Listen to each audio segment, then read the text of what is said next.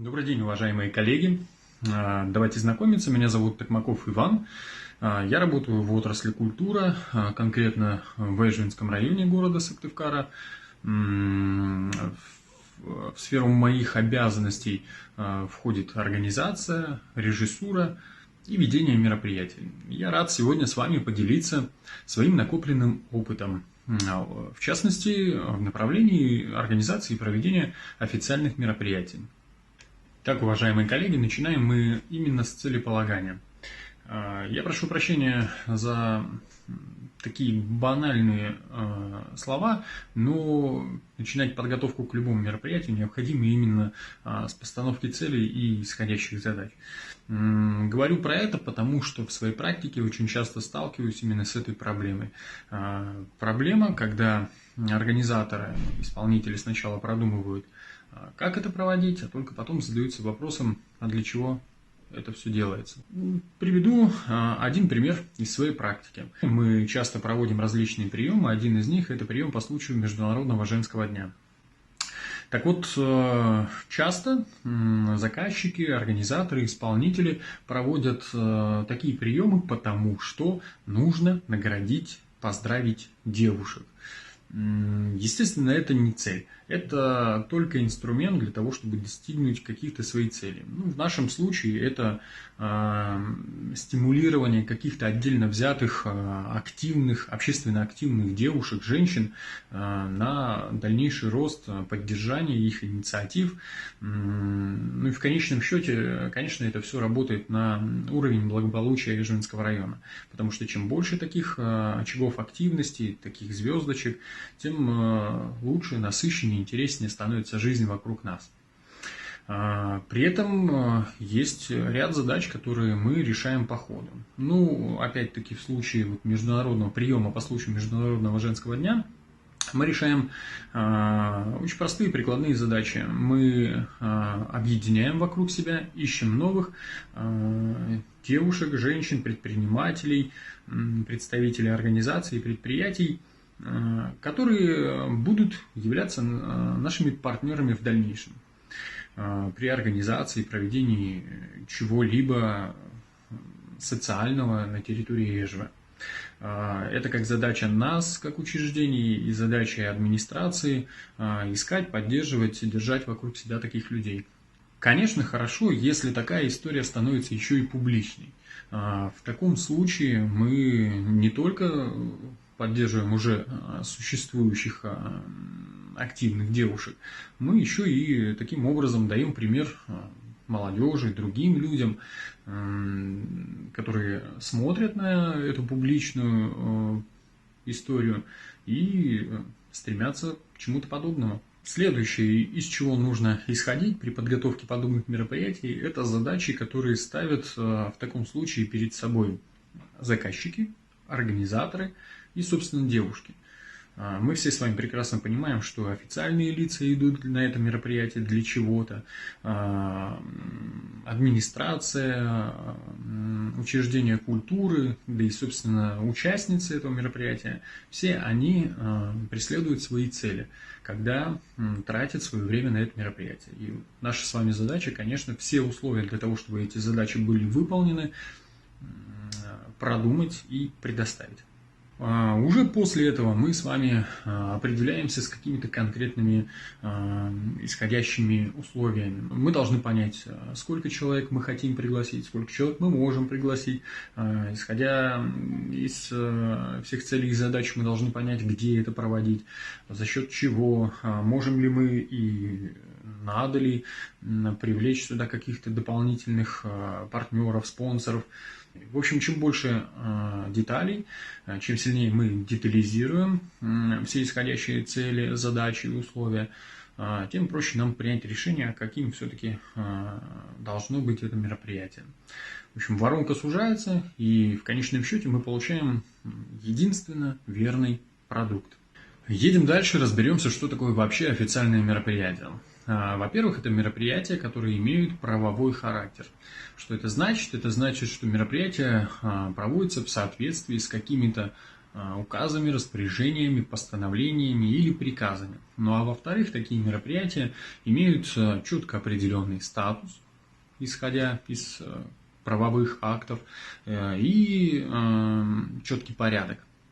И вот здесь как раз кроется самая большая проблема этих мероприятий. Дело в том, что статус и порядок есть, а документа, который объясняет этот статус и порядок, у нас нет. Об этом позже. Все подобные мероприятия проводятся в соответствии с протоколом. Что такое протокол? Это примерно то же, что этикет. Опять-таки, на законодательном уровне ничего о протоколах не сказано. Все протокола опираются на какие-то общепринятые правила старшинства должностного и возрастного. Какие официальные мероприятия бывают вообще, какие мероприятия проходят у нас. Понятно, что все мы с вами так или иначе когда-либо проводили митинги, конференции, семинары, презентации или открытия чего-либо, круглые столы, торжественные собрания и приемы различных руководителей. Как мне кажется, больше всего вопросов вызывают именно последние торжественные собрания и приемы. Поэтому предлагаю остановиться на них. Тем более, что, в общем-то, по принципу организации и проведения официальных торжественных собраний и приемов, в общем-то, проводится и все остальное. Итак, поговорим про торжественные собрания и официальные приемы. Они делятся на дневные и вечерние. В первую очередь, дневные – это до 17 часов, вечерние – это после 17 часов. Таких мероприятий достаточно много, но все они примерно по одному порядку проходят. Единственная разница – это время начала, форма одежды, стоят или сидят гости, что находится на столах. Ну а в остальном все примерно выглядит одинаково. Так или иначе, предлагаю проговорить. Первый прием, который я озвучу, называется бокал шампанского. Проводится обычно, как ни странно, такой прием с 12 часов, с 12, с часу, с 2 часов. Проходят они стоя, форма одежды, повседневный деловой стиль. Ну и особенность данного приема, собственно, заключается в том, что подаются только шампанское, соки или минералка. Ну и какие-то легкие закуски, например, фрукты, маленькие тосты и пирожные. Хочу привести пример. В качестве ведущего я достаточно часто работаю на приемах главы Республики Коми. Ну и вот там, собственно, по такой форме достаточно часто проводят приемы по случаю каких-то профессиональных праздников. Да, действительно, он начинается в 12 часов, дальше в течение получаса примерно проводится торжественное награждение, ну и около 60 минут после этого торжественного награждения отводится на фуршет. Что касается порядка, если говорить про торжественную часть, то все начинается с приветствия главы Республики Коми. Когда он входит, все обычно поднимаются, об этом заранее предупреждает ведущий. Дальше звучат гимны Российской Федерации Республики Коми, пока все стоят. Потом все присаживаются, звучит вступительное слово главы. Ну, а, собственно, далее начинается церемония награждения. Порядок церемонии награждения. Первое, что делает ведущий, озвучивает название награды, как она называется и за что она вручается. Дальше озвучивает фамилию, имя, отчество, именно в этом порядке, награждаемого, должность, место работы, пока награждаемый идет к месту награждения. Дальше происходит, собственно, передача награды из рук в руки. После этого рукопожатие. Дальше передаются цветы. Протокольная фотография. Только после этого ведущий озвучивает фамилию следующего награждаемого.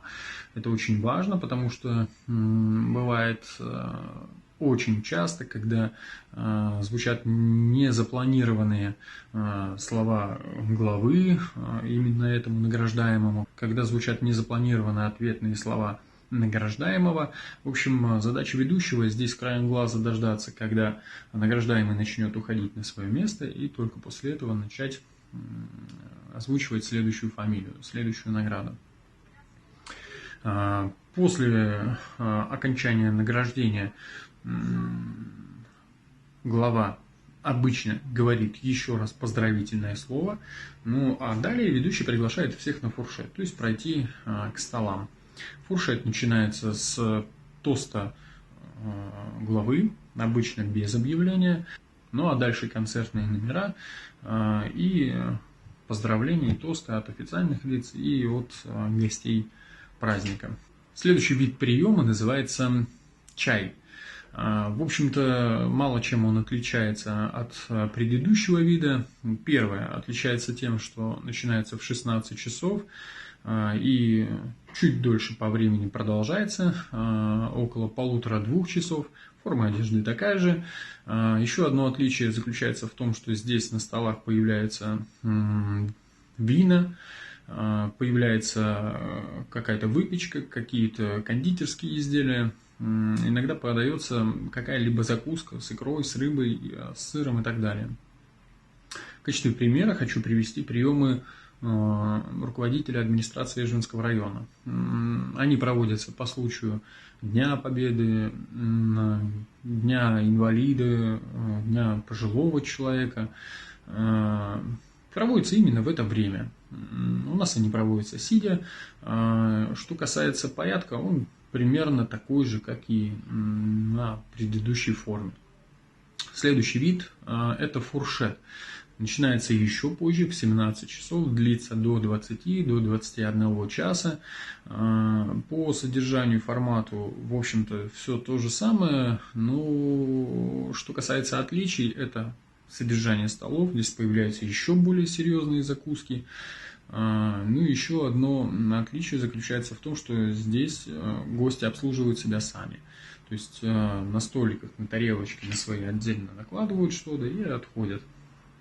Слушают концертные номера, смотрят, слушают тосты и так далее. Озвучу еще один интересный вид приема, называется он коктейль. Проводится обычно тоже в вечернее время, но, естественно, все зависит от конкретных целей, задач и условий, поэтому может проводиться и раньше.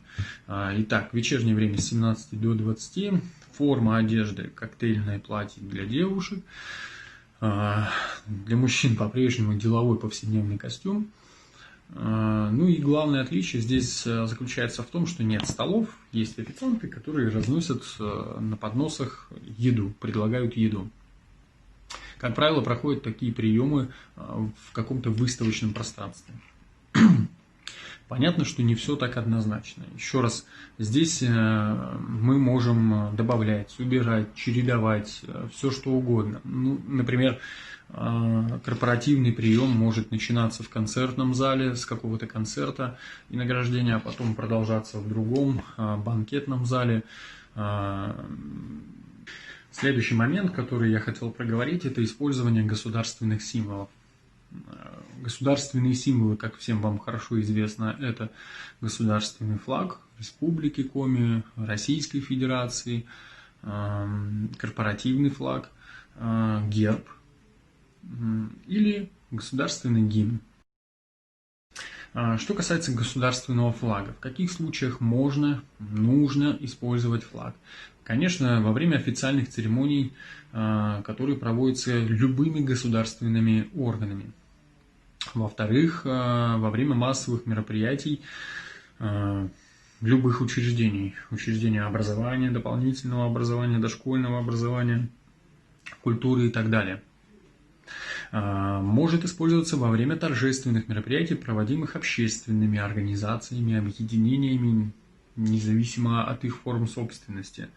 Во время семейных торжеств может использоваться государственный флаг. В общем, допускается использование государственного флага на любых мероприятиях, если такое использование не является надругательством над государственным символом. Что касается размещения флага. Во-первых, вертикально и горизонтально. Что касается горизонтально, все очень просто. Белый, синий, красный. А вот что касается вертикально, не всегда все, как оказывается, просто. Читать нужно слева направо. Белый, синий, красный. Что касается размеров, тканей, материала, из чего он изготавливается, он может быть изготовлен абсолютно из чего угодно, но может быть любых размеров, но при этом должны соблюдаться соотношения сторон 2 к 3, и при этом должны соблюдаться примерно цвета линий. Теперь по поводу использования государственного флага с другими флагами. Если таких флагов 2, то слева располагается наиболее значимый флаг, справа менее значимый флаг. Например, флаг Российской Федерации слева, флаг Республики Коми справа. Если таких флагов становится 3, то по центру размещается наиболее значимый, слева менее значимый, и справа наименее значимый флаг. Если флагов становится четное количество, допустим 4, то самый главный флаг размещается чуть левее центра, а дальше по тому же принципу. Сначала слева, потом справа и так далее.